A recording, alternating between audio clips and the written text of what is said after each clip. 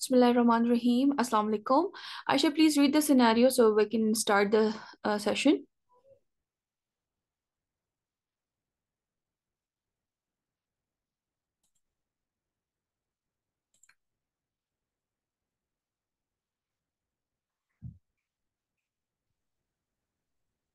Ma'am, am I audible? Yes, you are.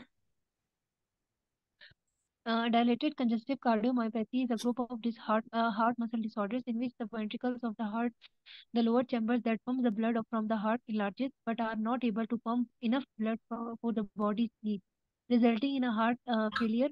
Which of the following is the most common identifiable cause of the dilated cardiomyopathy? Bacterial infections, viral infections, hypertension, and pericarditis. Okay, good.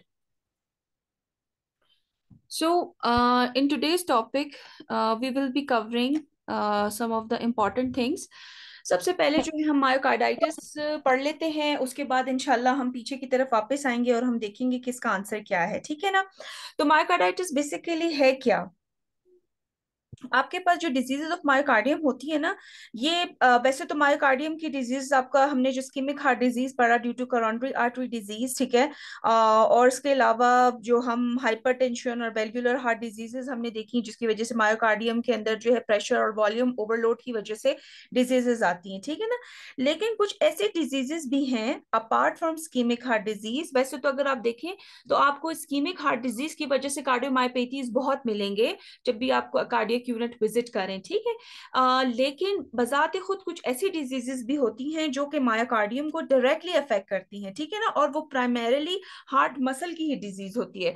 तो हम जो है वो जो primarily heart muscle की diseases हैं उनको जो है आज इस टॉपिक में कवर करेंगे। वैसे जो इस्केमिक हार्ट डिजीज है, इसके अलावा जो वेल्वुलर हार्ट डिजीजेस हैं, ये सब भी अल्टीमेटली सेकेंडरीली अफेक्ट करती हैं हार्ट मसल्स को। जैसे इस्केमिक हार्ट डिजीज के अंदर अगर हम पढ़ते हैं तो वो कोरोनरी आर्टरी डिजीज की वजह से आपका मायोकार्डियम अफेक्ट होता है। लेकिन यहाँ पर जो मायोकार्डाइटिस में हम जो डिजीजेस पढ़ेंगे ये वो डिजीजेस हैं जो कि प्राइमरीली मायोकार्डियम की ही होती हैं, ठीक है।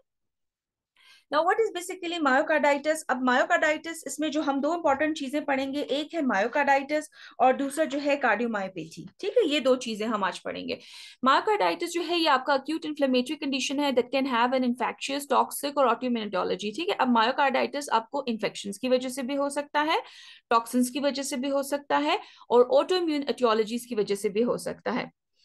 Myocarditis can complicate many infections in which inflammation may be due directly to infection of the myocardium or the effect of circulating toxins. वही वाली बात है, रिपीट हुई है। Viral infections are the most common causes, ठीक है। आपका जो मायोकार्डाइटिस है उसकी मोस्ट कॉमन कॉज क्या है? वायरल इन्फेक्शन है। ये आपका एक एमसीक्यू पॉइंट है, ठीक है। wait.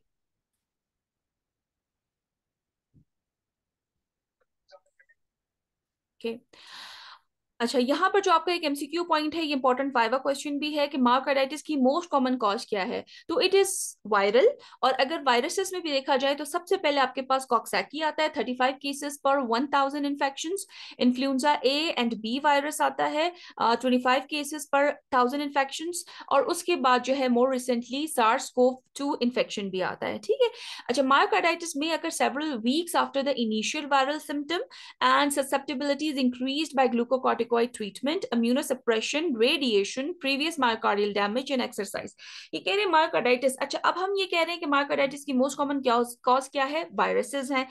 वायरसेस का जो भी वायरल इन्फेक्शन, चाहे वो नमूनिया करे, चाहे मायोकार्डाइटिस करे या कोई भी जीआई इलनेस करे, ये चीज हमेशा याद रखें कि वायरस की जो है एक प्रोड्रोमल सिम्टम्स होते हैं, जिसमें कुछ इनको हम स्पेसिफिकली लेबल करते हैं वायरल सिम्टम, जिसमें सिंपल फ्लू हो सकता है, राइनोरिया हो सकता है, पेशेंट को जो है आई सिलेक्ट्रिमेशन हो सकती है, ठीक है ना। सिंपल फ्लू के साथ पेशेंट प्रेजेंट करेगा, कोई भी वायरस हो, ठीक है, नॉट नेसेसरीली ये जो वायरसेस यहाँ मेंशन है। आपका कोई भी वायरस जो है, इवन एचआईवी वायरस भी क्या करता है, सबसे पहले फ्लू लाइक सिम्टम्स करेगा और उसके बाद स्पेसिफिकली जिस भी साइट को इन्वॉल्व करना है वो करेगा। तो ये भी यही कह रहे हैं यहाँ पर कि इनिशियल वायरल सिम्टम्स होंगे, पेशेंट को फ्लू के साथ सिंपल होगा, लेकिन उसके बाद उसमें एक रिस्क है कि वो मायोकार्डाइटिस डेवलप करे। और वो रिस्क कब कब बढ़ता है? अगर पेशेंट इम्यून कॉम्प्रोमाइज्ड है या इम्यूनोसप्रेस्ड है। Can you tell me that what is the difference between immune compromised and immunosuppressed? Immune compromise के अंदर जो है हम क्या करते हैं कि पेशेंट के अपने अंदर ही कोई इंट्रिंसिक इम्यून इम्यून कॉम्प्रोमाइजिंग जो है कोई डिजीज है जिसकी वजह से पेशेंट इंट्रिंसिक फैक्टर्स की वजह से इम्यूनिटी उसकी जो है कॉम्प्रोमाइज्ड है। सप्रेशन में क्या होता है कि हम सप्रेस कर रहे हैं उसको सेकेंडरली टू मेडिकेशंस, जिसमें हमारे पास जो है इम्यून सप्रेसेंट्स थेरेपीज आती हैं, और इसके अलावा ग्लूकोकॉर्टिकॉइड यानी कि स्टीरॉयड थेरेपी क्या करता है, इम्यूनिटी को सप्रेस करता है। एक जब हम इम्यून कॉम्प्रोमाइज की बात करते हैं ना, उसमें क्या है, जैसे कि HIV एड्स, ठीक है, उसमें हम एक्सटर्नली तो कुछ नहीं दे रहे, पेशेंट खुद से इम्यून कॉम्प्रोमाइज है, तो that will be termed as immune compromise. या से for example if a patient is diabetic, तो हम कहते हैं कि it is immune compromise state, ठीक है ना। तो this is a difference between compromise and suppression. Suppression में you are actually suppressing the immunity with the medications. इसके अलावा रेडिएशंस हो गई, प्रीवियस मायोकार्डियल डैमेज है, एंड एक्सरसाइज, ठीक है ना। इसीलिए जो इस तरह की वायरल इलनेसेस और ये वाली डिजीजेस होती है ना, उसमें हम बेड रेस्ट और नॉट एक्चुअली बेड रेस्ट, लेकिन रेस्ट जो है एडवाइस करते हैं, क्योंकि रेस्ट की वजह से जो है रिकवरी के चांसेस बढ़ जाते हैं, ठीक है ना। Some bacterial and protozoal infections may be complicated by myocarditis. अब सिर्फ वायरसेस नहीं होते, कुछ बैक्टीरियाज और प्रोटोजोआज भी हैं, ये हम आगे टेबल में भी पढ़ेंगे। इसमें स्पेशली लाइम डिजीज, या आपका MCQ पॉइंट है कि लाइम डिजीज का कॉजेटिव एजेंट क्या है, बुरेलिया बर्गडॉर्फ फेरी है, और इसके अंदर रिस्क फैक्टर होता है लाइम डिजीज के अंदर मायोपेरिकार्डाइटिस डेवलप करने का, ठीक है, which is often associated with AV block. तो आपका जो लाइम डिजीज का सिनेरियो है वो AV ब्लॉक के साथ भी पेशेंट का देंगे, कुछ उसके और पॉइंट्स आपको बता देंगे, और फिर जो है आपको डायग्नोसिस बनानी होगी कि this is a Lyme disease. Toxin such as alcohol and drugs such as cocaine, lithium and doxorubicin में डायरेक्टली इंजर द मायोकार्डियम। अच्छा, ये जो डॉक्सीरूबिसिन है ना, ये भी आपका एक MCQ पॉइंट है कि जो आपका फॉलोइंग इसमें इस तरह से दे देते हैं कि फॉलोइंग ऑप्शंस में से which toxin is more associated with the myocarditis, तो उसके अंदर डॉक्सीरूबिसिन इज द आंसर। तो ये भी आपका एक MCQ पॉइंट है, ठीक है। अच्छा, other drugs including penicillin, sulfonamides and poisons such as lead and carbon monoxide may cause hypersensitivity reaction and associated myocarditis. Occasionally autoimmune conditions जैसे कि SLE and rheumatoid arthritis भी myocarditis करते हैं। Myocarditis may present in one of the four ways। क्या क्या four ways है? Fulminant myocarditis है, इसके अलावा acute myocarditis है, chronic active myocarditis है, and chronic persistent myocarditis है। Fulminant myocarditis में क्या होगा कि एक वायरल प्रोड्रोम होगा, यानी कि इन्फ्लुएंजा लाइक इलनेस होगी, जो कि मैंने अभी आपको एक्सप्लेन किया, और उसके बाद सिवियर हार्ट फेलियर हो जाएगा और पेशेंट आपके पास कार्डियोजेनिक शॉक के साथ आएगा। अक्यूट और फल्मिनेंट में क्या फर्क है? फल्मिनेंट ज्यादा सिवियर फॉर्म है, अक्यूट जो है रिलेटिवली फल्मिनेंट से उसका लॉन्गर पीरियड होता है, उसमें भी हार्ट फेलियर है, लेकिन कार्डियोजेनिक शॉक के बजाय क्या होगा, डायलेटेड कार्डियोमायोपैथी आपके पास आएगी, ठीक है। उसके अलावा क्रॉनिक एक्टिव मायोकार्डाइटिस जो है ये रेयर है, और it is associated with chronic myocardial inflammation. As name indicates it is chronic and it is active. अब एक है क्रॉनिक परसिस्टेंट। परसिस्टेंट में क्या होता है कि फोकल मायोकार्डियम है, उसमें सेलुलर इन्फ्लेमेटरी इन्फिल्ट्रेट्स आ गए हैं आपके, और वो उसकी वजह से पेशेंट को चेस्ट पेन भी हो सकता है, रिदमिया भी हो सकता है, without necessarily causing ventricular dysfunction, ठीक है। तो इसीलिए क्रॉनिक परसिस्टेंट मायोकार्डाइटिस, लेकिन इसमें वेंट्रिकुलर डिसफंक्शन नहीं आता। तो आपका जो फल्मिनेंट और अक्यूट में क्या है, फल्मिनेंट में एकदम हार्ट फेलियर करेगा, कार्डियोजेनिक शॉक। इसमें क्या होगा, रिलेटिवली लॉन्गर पीरियड में प्रेजेंट करेगा, हार्ट फेलियर तो होगा, लेकिन मोस्टली डायलेटेड कार्डियोमायोपैथी के साथ पेशेंट आएगा।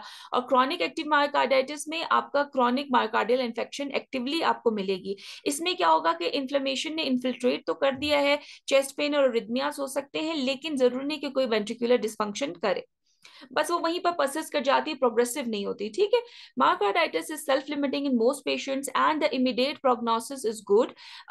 अच्छी बात है, हालांकि मायोकार्डाइटिस जो है अगर हालांकि एक सीरियस कंडीशन है कि मायोकार्डियम डायरेक्टली हार्ट मसल ही इन्वॉल्व हो गया है इन्फेक्शन में, लेकिन अच्छी बात यह है कि इसके अंदर रिकवरी अच्छी हो जाती है, ठीक है। एंड डेथ में हाउएवर अगर ड्यू टू वेंट्रिकुलर रिदमियाज, लेकिन अगर पेशेंट वेंट्रिकुलर रिदमियाज डेवलप कर ले, कोई VT वगैरह, तो उसमें जो है फिर डेथ हो सकती है। These are the some causes of myocarditis. इसके अंदर जो इंपॉर्टेंट है, ठीक है, आपको पता होना चाहिए कि मायोकार्डाइटिस में और जो मायोकार्डियोपैथी है उसके अंदर फर्क है। इस्कीमिया जब आप पढ़ते हैं ना, वो मायोकार्डाइटिस नहीं कर रहा होता, ठीक है। दो उसमें हमने कुछ सिंड्रोम, रेसलर सिंड्रोम्स वगैरह पढ़े हैं, लेकिन उसके अलावा अगर आप स्पेसिफिकली मायोकार्डियम की प्राइमरी डिजीज देखें, तो वो जो मायोकार्डियम की इन्फ्लेमेशन है, वो सबसे ज्यादा कॉमन वायरसेस कराते हैं, फिर बैक्टीरियाज हैं, फिर प्रोटोजोआ है। ये भी चगास डिजीज बड़ा इंपॉर्टेंट सिनेरियो आता है आपका एमसीक्यू पॉइंट ऑफ व्यू से, जब हम इंशाल्लाह इन्फेक्शन पढ़ेंगे उसमें इसको पूरे से कवर करेंगे। टॉक्सोप्लाज्मा गोंडाई, ये जो है प्रोटोजोअल इन्फेक्शन हैं जो कि मायोकार्डाइटिस करते हैं। फंगस में एस्परजिलस बहुत इंपॉर्टेंट है। पैरासिटिक में स्कीस्टोसोमा, जिसको स्कीस्टोसोमियासिस, कुछ लोग शीस्टोसोमियासिस भी बोलते हैं, ठीक है, वो डिजीज होगी। ड्रग्स एंड टॉक्सिन्स हमने अभी पढ़ी, उसके अंदर जो है इन्होंने डॉक्सीरूबिसिन नहीं बताया, लेकिन ये एक इंपॉर्टेंट मेडिकेशन है। इसके अलावा अल्कोहल, एंथ्रासाइक्लिन, क्लोजापीन, कोकेन, लिथियम। इसमें अगर सारे नहीं भी याद रखते तो अल्कोहल आपको याद होना चाहिए, कोकेन और लिथियम याद होना चाहिए, और डॉक्सीरूबिसिन याद होना चाहिए, ठीक है।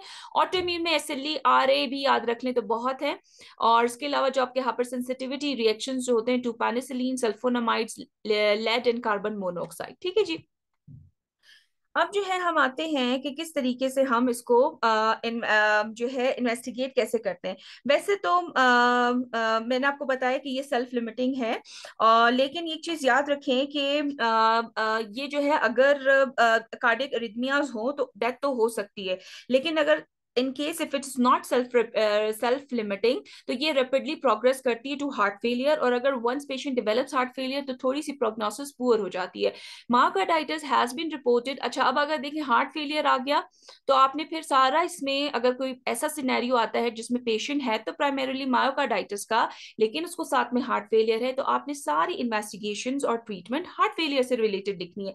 इसीलिए आप कोई भी एक प्रोटोकॉल इन्वेस्टिगेशन का, मैनेजमेंट का एक पेशेंट के ऊपर पुट नहीं कर सकते। आपको पेशेंट ओरिएंटेड लर्निंग होनी चाहिए आइडियली, कि आपको जो है पूरा सिनेरियो, वैसे आज तो जो मैंने सिनेरियो दिया है वो क्लिनिकल बेस्ड नहीं है, थोड़ा सा थ्योरेटिकल है, लेकिन आइडियली आप जो है सिनेरियो बेस्ड लर्निंग का फायदा यही है कि डिफरेंट पेशेंट्स को के अंदर एक ही ट्रीटमेंट प्रोटोकॉल आप अप्लाई नहीं करते, आपको उसकी एक एक चीज को एड्रेस करना पड़ता है, ठीक है।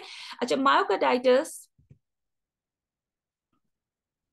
myocarditis has been reported as a cause of sudden and unexpected death in young athletes. Some forms of myocarditis may lead to chronic low-grade myocarditis or dilated cardiomyopathy. For example, in Chagas disease में क्या होता है कि patient को एक acute infection हुआ और वो खत्म भी हो गया, लेकिन अगले 10 से 20 सालों में patient can develop cardiomyopathy. Investigations किस तरह से करेंगे मायोकार्डाइटिस की?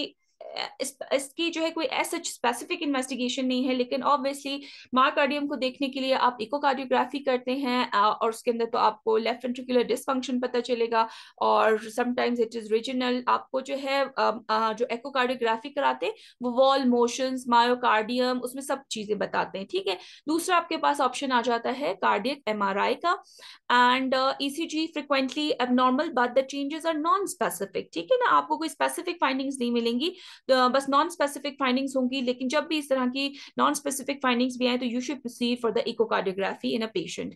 और इसके अलावा जो है आप ट्रॉप आई और ट्रॉप टी करवाएंगे तो वो आपकी ये है कि पॉजिटिव आएंगे ट्रॉप्स, लेकिन उससे आपको हेल्प क्या मिलती है कि जैसे इनिशियली बहुत ज्यादा रेज्ड है, और फिर आप डिजीज की सिवियरिटी को मॉनिटर करने के लिए उसको डेली या 12 आवरली रिपीट कराते हैं, ताकि आप देख सकें कि आपकी डिजीज प्रोग्रेस कर रही है और या फिर वो वहीं पर इंप्रूव हो रही है, ठीक है।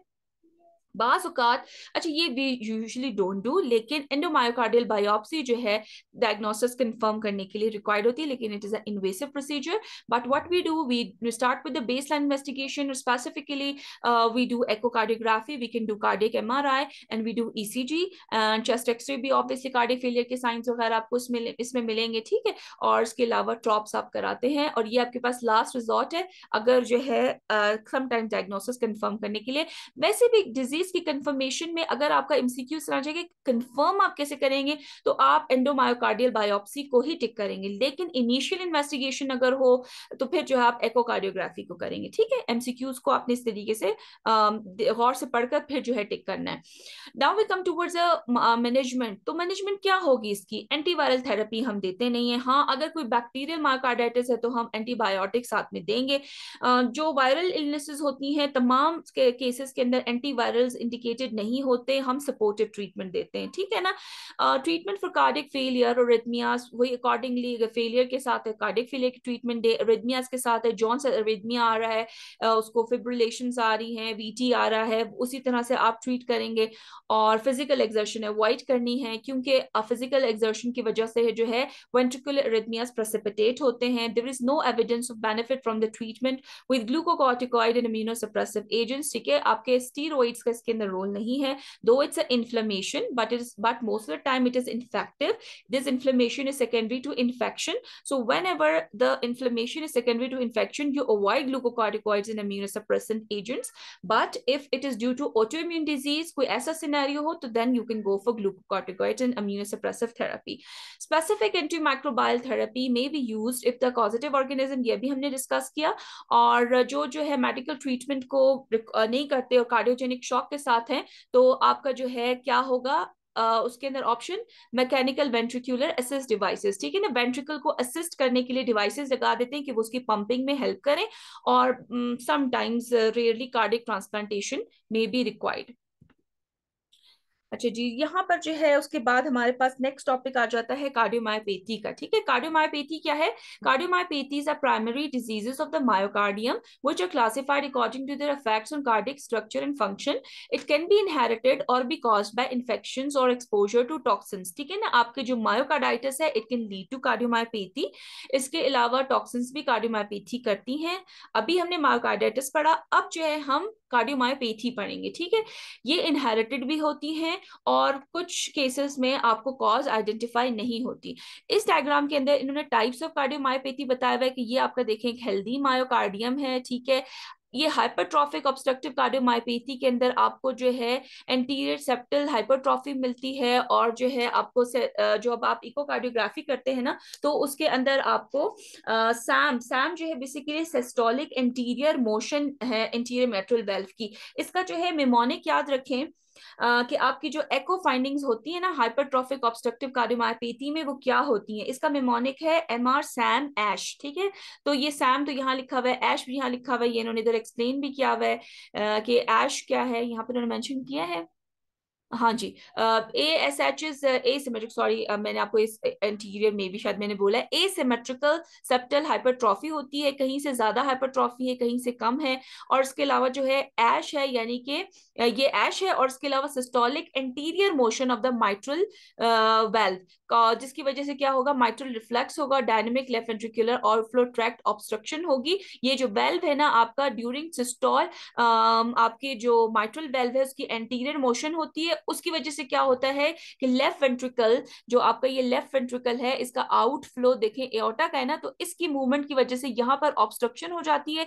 हालांकि कोई एज सच एओर्टिक वेल्व की ऑब्स्ट्रक्शन नहीं है, लेकिन इस सेप्टल हाइपरट्रॉफी की वजह से जब सिस्टोल होता है, हार्ट कॉन्ट्रैक्ट करता है, तो ये जो है ना यहाँ पर ऑब्स्ट्रक्शन कर देता है, इसीलिए इसको हम कहते हैं और इस ऑब्स्ट्रक्शन की वजह से हाइपरट्रॉफी हो जाती है, तो दिस इज नोन एज हुक्म, हम इसका मेमोनिक है, एब्रिवेशन है, और इसको हम बोलते हैं हाइपरट्रॉफिक ऑब्स्ट्रक्टिव कार्डियोमायोपैथी। अच्छा जी, सी के अंदर हाइपरट्रॉफिक कार्डियोमायोपैथी जिसमें कंसेंट्रिक है। कंसेंट्रिक हाइपरट्रॉफी आपको कहाँ पर मिलती है? आपको मेनली हाइपरटेंसिव हाइपरटेंशन के अंदर ना इक्वली हर जगह से हाइपरट्रॉफी हो जाता है, या कंसेंट्रिक आपको जो है हाइपरट्रॉफी मिलती है, मोस्ट ऑफ टाइम हाइपरटेंशन में मिलती है आपको जी। उसके बाद डी में इन्होंने बताया हुआ है हाइपरट्रॉफिक कार्डियोमायोपैथी एपिकल हाइपरट्रॉफी, इसमें सिर्फ एपिकल एरिया हुआ है। अब यहाँ पर तो आप देखें कार्डियोमायोपैथी भी है तो है, लेकिन कोई हाइपरट्रॉफी नजर नहीं आ रही। क्या है ये? डायलेटेड कार्डियोमायोपैथी, कोई मसल ही इस तरीके से नहीं बचा हुआ कि उसकी प्रॉपर जो है शेप को बरकरार रख सके, बिल्कुल हर जगह से डायलेट हो गया। डायलेटेड कार्डियोमायोपैथी की most common cause ischaemic heart disease है, इतना एक्सटेंसिव इस्कीमिया हुआ कि वो कार्डियोमायोपैथी कर दे, ठीक है। अच्छा, एक आपके पास है रिथमोजेनिक राइट वेंट्रिकुलर कार्डियोमायोपैथी, ठीक है। इसमें जो है आपकी राइट वेंट्रिकुलर, अब ये देखिए ये आपका लेफ्ट है, लेफ्ट का बिल्कुल मायोकार्डियम इज फाइन, लेकिन आप यहाँ पर राइट वेंट्रिकल को देखें, इसमें क्या है, ये आपकी रिथमोजेनिक इसलिए क्योंकि इसमें जो है डिफरेंट एरिथमियास के चांसेस होते हैं और राइट वेंट्रिकल इन्वॉल्व है, तो this is arrhythmogenic right ventricular cardiomyopathy. Then we have obliterative cardiomyopathy, and lastly we have restrictive cardiomyopathy. अच्छा जी, अब हम सबसे पहले पढ़ते हैं डायलेटेड कार्डियोमायोपैथी को। ये कह रहे हैं कि नॉर्थ अमेरिका और यूरोप में आपकी जो symptomatic dilated cardiomyopathy has an incidence of 20 per 1 lakh and a prevalence of 38 की वैल्यूज याद रखने की जरूरत नहीं है, just for general knowledge. Men जो है they are affected more twice as often as women. ठीक है, आपकी जो डायलेटेड कार्डियोमायोपैथी है उसमें मेल की रेशो ज्यादा है।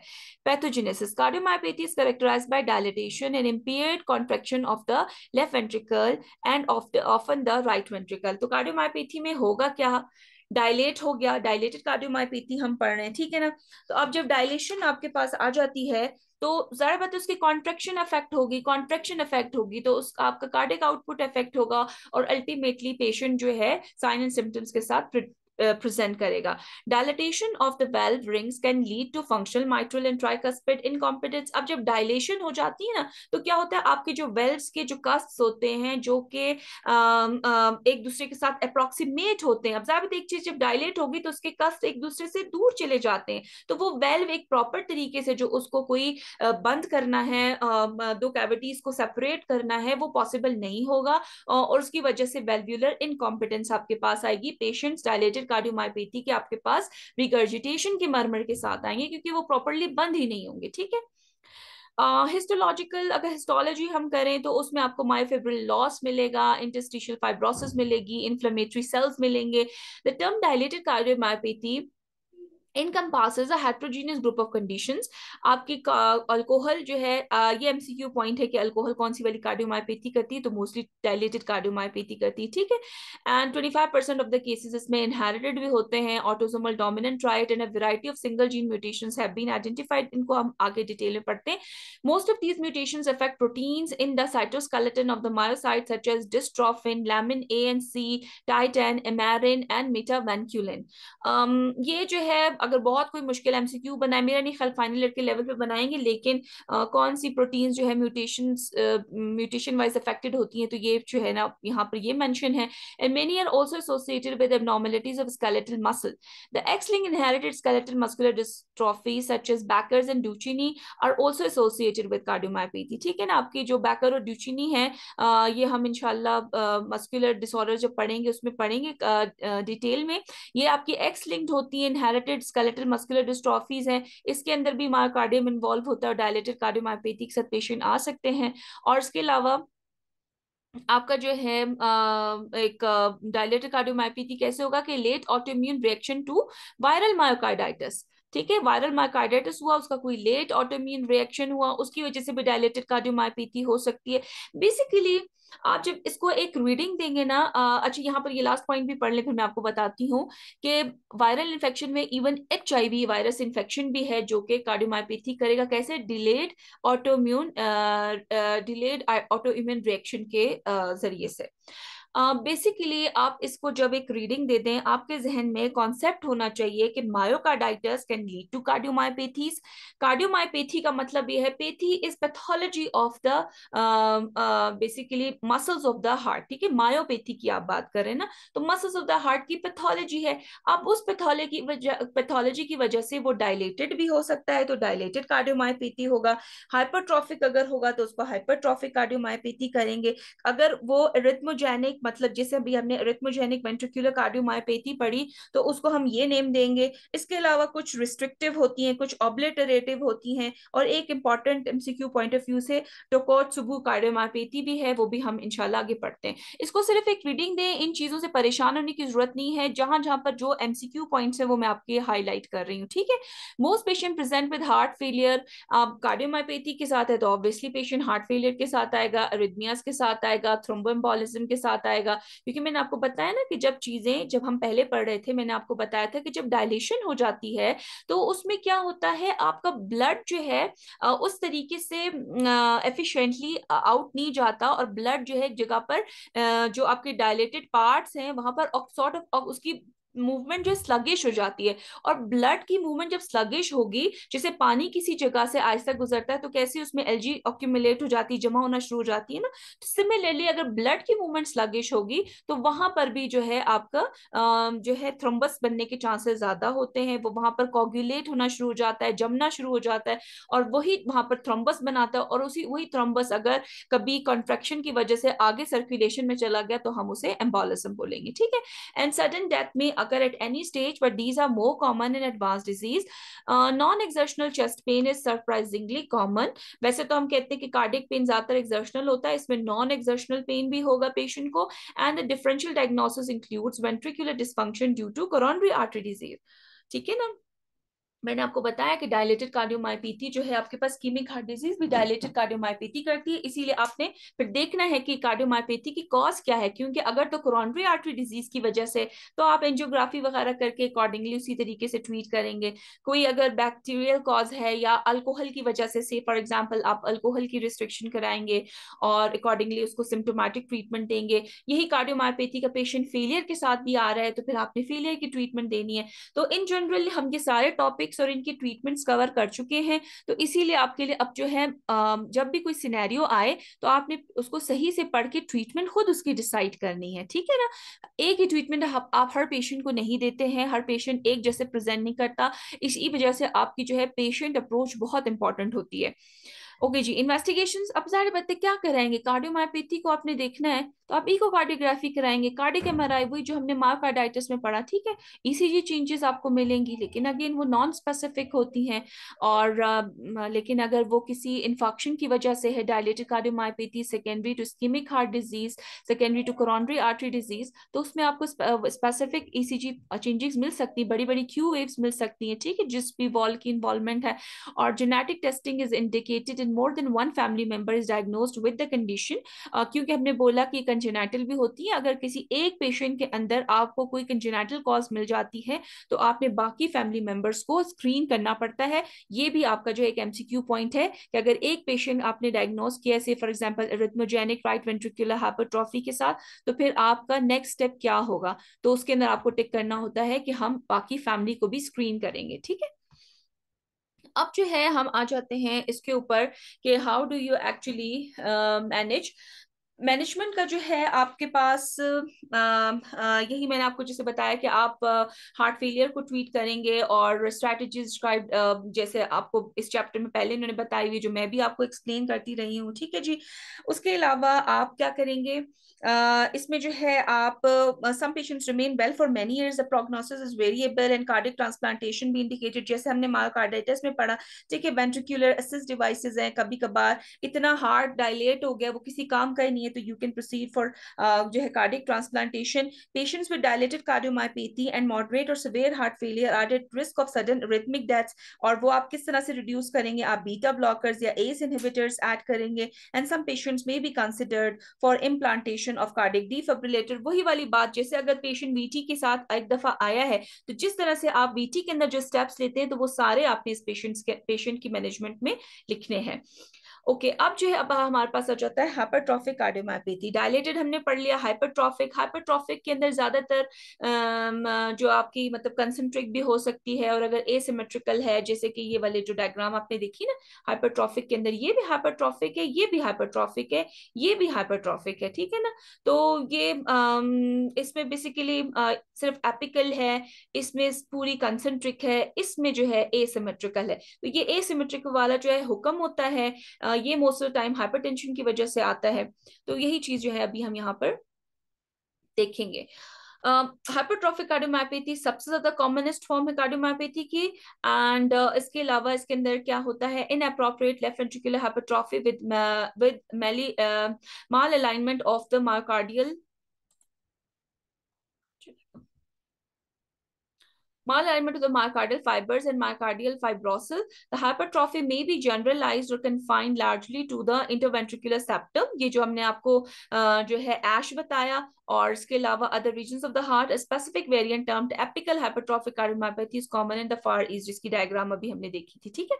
Hypertrophic cardiomyopathy is a genetic disorder usually with autosomal dominant transmission. जो आपका हुक्म है उसमें क्या है, ऑटोसोमल डोमिनेंट ट्रांसमिशन। ये भी आपका एमसीक्यू पॉइंट है कि हुक्म is a autosomal dominant disease, high degree of penetrance and variable expression in most patient, it is due to single point mutation in one of the genes that encode sarcomeric contractile proteins, ठीक है। ये भी आपका MCQ point है कि single point mutation होती है किन जीन्स में, जो आपकी इनकोड करती है सार्कोमेरिक कॉन्ट्रैक्टाइल प्रोटीन्स को।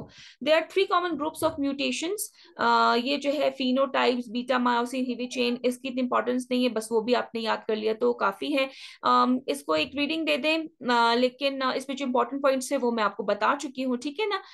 एंड यही अगर ये जो आपकी हाइपरट्रोफिक कार्डियोमायोपैथी है ना, अगर ये वेंट्रिक्यूल लेफ्ट वेंट्रिकुलर आउटफ्लो ऑब्स्ट्रक्शन कर रही है तो तब हम इसको क्या कहते हैं, हुक्म कहते हैं। और mitral regurgitation due to abnormal systolic anterior motion of the anterior mitral valve leaflet, ये जो है इंपॉर्टेंट एमसीक्यू पॉइंट है। ये जो आपका एश सैम एमआर जो है ना, मेमोनिक एकोकार्डियोग्राफी में आपको हुक्म में क्या मिलता है, तो ये आप जो है उसको याद रख लें। क्लिनिकल फीचर्स, हुक्म जो है बिल्कुल एओर्टिक स्टेनोसिस की तरह प्रेजेंट करता है। इंजाइना के साथ पेशेंट आएगा, breathlessness, अरिथमियाज and sudden death.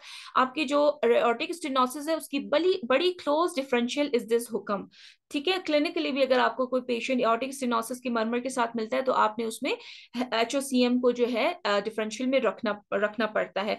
Investigation again you will do echocardiography, you will do इसके अलावा sometimes the diagnosis is more difficult when another cause of left ventricular hypertrophy is present, but the degree of hypertrophy and hypertrophic cardiomyopathy is usually greater than in physiological hypertrophy and the pattern is asymmetrical. अब जैसे एक athlete है उसके अंदर भी आपको physiologic hypertrophy मिल जाती है, लेकिन एकोकार्डियोग्राफी में जो एक पैथोलॉजिकल हाइपरट्रॉफी होगी उसका पैटर्न डिफरेंट होता है, जैसे कि इन्होंने डायग्राम में बताया है। एकोकार्डियोग्राफी करेंगे तो ईसीजी में भी आपको हाइपरट्रॉफी के साइन मिलेंगे, कोई एक्सिस डेविएशन मिल सकती है, लेफ्ट वेंट्रिकुलर हाइपरट्रॉफी के साइंस मिल सकते हैं, डीप टी वेव इन्वर्जन्स मिल सकती हैं, ठीक है ना, लेकिन वो एसिमेट्रिक होंगी। जेनेटिक टेस्टिंग करेंगे आप अगर आपको कोई कंजेनिटल कॉज पेशेंट के अंदर लग रही हो, और ऑब्वियसली हुक्म के अंदर तो फिर आप जेनेटिक टेस्टिंग ही करेंगे, ठीक है। मैनेजमेंट इसकी भी सपोर्टिव है, आपने बीटा ब्लॉकर्स देखने हैं, रेट लिमिटिंग कैल्शियम एंटागोनिस्ट देने हैं, disopyramide can help to relieve symptoms and prevent syncopal attacks. अच्छा, इसके अंदर जो है एक इंपॉर्टेंट चीज आप याद रखें कि आपका जो हुक्म है ना उसकी एसोसिएशन फ्रेडरिक अटैक्सिया और WPW सिंड्रोम के साथ होती है, ठीक है। ये भी आपका एमसीक्यू पॉइंट है कि इसकी एसोसिएशन फ्रेडरिक अटैक्सिया और WPW सिंड्रोम के साथ होती है। और जाहिर बात है अगर ये WPW सिंड्रोम के साथ है तो उसके अंदर आप कैल्शियम चैनल ब्लॉकर्स जो हैं अवॉइड करेंगे। और इसके अलावा जो है आप ईसीजी के अंदर आपको डिफरेंट फाइंडिंग्स मिल सकती हैं, यानी कि डीप क्यू वेव भी मिल सकती है, एट्रियल फिब्रिलेशन भी मिल सकती है, राइट बंडल ब्रांच ब्लॉक भी मिल सकता है, पीआर इंटरवल भी प्रोलॉन्ग मिल सकता है, non specific T wave abnormalities भी मिल सकती हैं, और इसके अलावा लेफ्ट वेंट्रिकुलर हाइपरट्रॉफी भी मिल सकती है। ये जो है टेबल आप गो थ्रू कर लीजिएगा, डेविडसन के अंदर है कि हाइपरट्रॉफिक कार्डियोमायोपैथी के जो है जर्की पल्स होगी और palpable left ventricular hypertrophy, double impulse at the apex, ये सारी इसकी स्पेसिफिक फाइंडिंग्स हैं, ठीक है ना। मिड सिस्टोलिक मरमर मिलेगा आपको, पैन सिस्टोलिक मरमर मिलेगा माइट्रल रिगर्जिटेशन की वजह से। अच्छा, what are the risk factors of sudden death and HOCM? Risk factors क्या है? अगर प्रीवियस हिस्ट्री कार्डियक अरेस्ट की है, बार बार सेनकोपी पेशेंट को हो रही है, तो सेनकोपी जो है ना एक खतरनाक साइन होता है एओर्टिक स्टेनोसिस में भी, हुक्म में भी, कि आपने पेशेंट को इन्वेस्टिगेट भी करना है और ट्रीट भी करना है, ठीक है। और इसके अलावा फैमिली हिस्ट्री हो, exercise induced hypotension, non sustain ventricular tachycardia और एम्बुलेटरी ईसीजी मॉनिटरिंग पे आपको मिले, अगर नॉन सस्टेन्ड वीटी मिल जाए या marked increase in left ventricular wall thickness, so these all are risk factors of sudden death in hypertrophic cardiomyopathy. अच्छा, जो आपके पास रिथमोजेनिक वेंट्रिकुलर कार्डियोमायोपैथी है, इसके अंदर जो है जो इंपॉर्टेंट पॉइंट्स हैं, एक तो ये याद रखें कि ये सेकंड मोस्ट कॉमन कॉज है सडन कार्डियक डेथ की आफ्टर हुक्म। सबसे ज्यादा common cause sudden cardiac death की क्या है, ये एमसीक्यू पॉइंट है कि हुक्म is the most common cause of sudden cardiac death. Second number पे कौन सी है, अरिथमोजेनिक वेंट्रिकुलर कार्डियोमायोपैथी, ठीक है।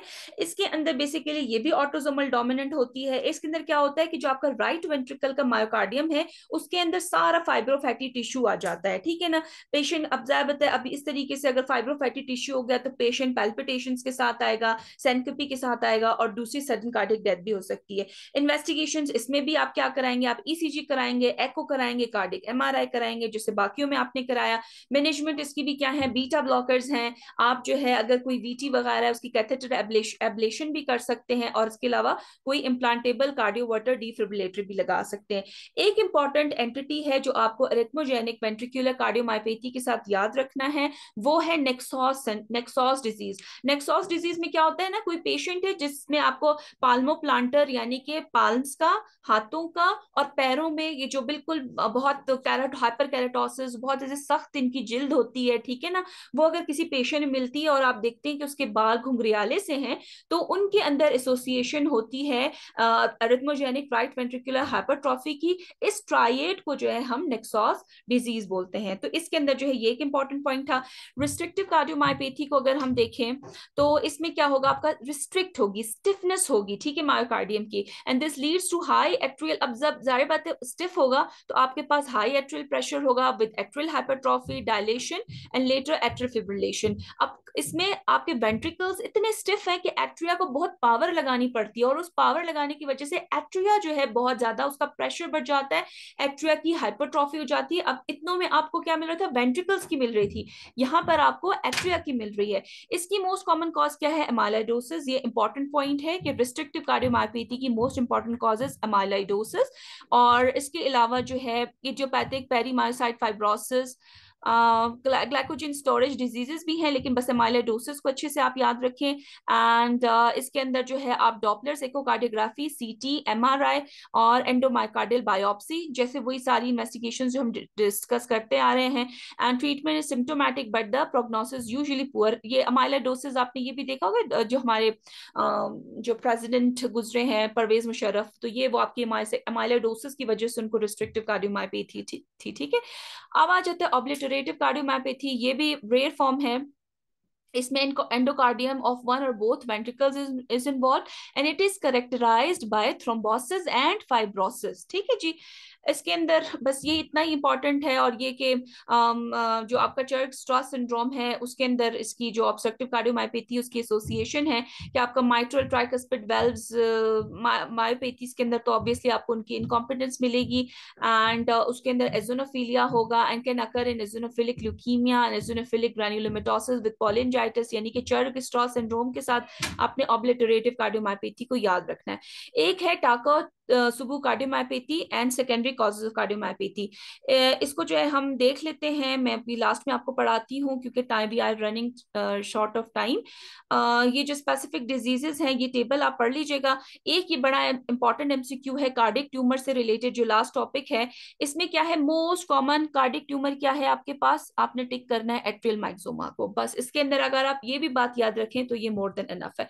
अभी लास्ट जो हमारा टॉपिक है दैट इज टैकोत्सुबो कार्डियोमायोपैथी। टैकोत्सुबो कार्डियोमायोपैथी में क्या होता है, इसमें लेफ्ट वेंट्रिकुलर डिसफंक्शन होगा, ठीक है, कार्डियोमायोपैथी है तो लेफ्ट वेंट्रिकल आपका प्रॉपर्ली काम नहीं कर रहा, और क्या होगा उसमें डायलेटेशन हो जाएगी लेफ्ट वेंट्रिकल के अपेक्स की, और उसके साथ जो मायोकार्डियम है उसकी, with associated left ventricular impairment. The mechanism is poorly understood. ये जैसे यहाँ पर ये डायग्राम आप देख रहे हैं ना, ये वाली डायग्राम जो मैंने आपको दिखाई थी, ठीक है जी। तो इससे जो है आप देखो सुबह को याद रखें कि उसके अंदर आपको hypertrophy dilatation of the left ventricle मिलेगी अपेक्स की, उसमें सॉरी हाइपरट्रॉफी है, इसमें आपको उस अपेक्स के अंदर सिर्फ हाइपरट्रॉफी है, इसके अंदर एपिकल आपको डायलिटेशन मिलेगी, ठीक है। मैकेनिज्म इसका क्या है, no one knows better, and it is often associated with acute environmental या इमोशनल स्ट्रेस, ठीक है, आपके इमोशनल स्ट्रेस की वजह से भी ये होती है, और present with chest pain, breathlessness and sometimes cardiac failure. It occurs more frequently in women than in men, and there is a high prevalence of neurological and psychiatric disorders.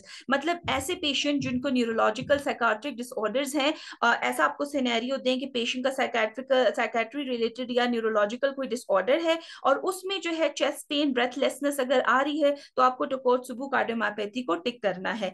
और आपकी जिससे अच्छा मजे की बात, आप जब ईसीजी इस तरह की पेशेंट की कराते हैं आपको बिल्कुल अक्यूट कोरोनरी सिंड्रोम की तरह जो है एसटी एलिवेशन मिलती है, और आप क्या करते हो, आपको